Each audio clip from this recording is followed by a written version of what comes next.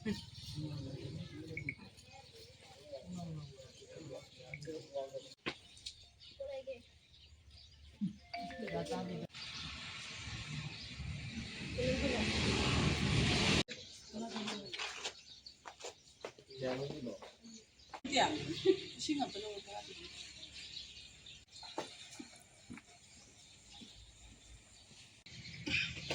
इसा RK Lakshmi Devi general secretary खुनाई कम्बा मेरा पाइबी लुप की कक्चिंग डिस्ट्रिक्ट की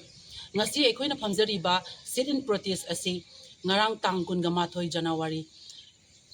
ahingda अखोइगी मयांगलाम कक्चिंग खुनौदगी मयांगलाम ऋषिकांतबु मिहाथिना हातोपीबगी दमक्ता ngasi मिफम असि फमजबनी अदुगा मसिगी मखा तारकपदा कक्चिंग डिस्ट्रिक्ट असिदा लेरिबा अखोइगी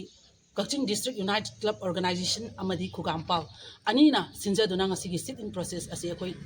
सिंजलांगजबनी मसिगी मखा तारकपदा अखोइ इंडिया गवर्नमेंट की मफमदा अखोइ वाफम कयामा अखोइ हाइजनिंगी ngasi इरांग असि यानरे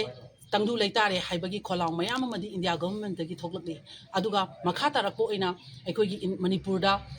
लिसिंग निफु हेनबा सिक्योरिटी पर्सनल सिंग डिप्लॉय तौरगा लेरिबा मफम असिदा अदुसु मेंटली हिल बेस एरिया दा कुकी मिलिटेंट्स आर्म मिलिटेंट्स सिंग असिना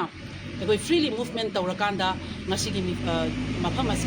कयादा अखोइ मिहा तौरपा अदुगा मी रिपोर्ट नैरकांदा वीडियो वायरल ओरकांदा अखोइ मसेंगी मरक्ता नुसी सानादबा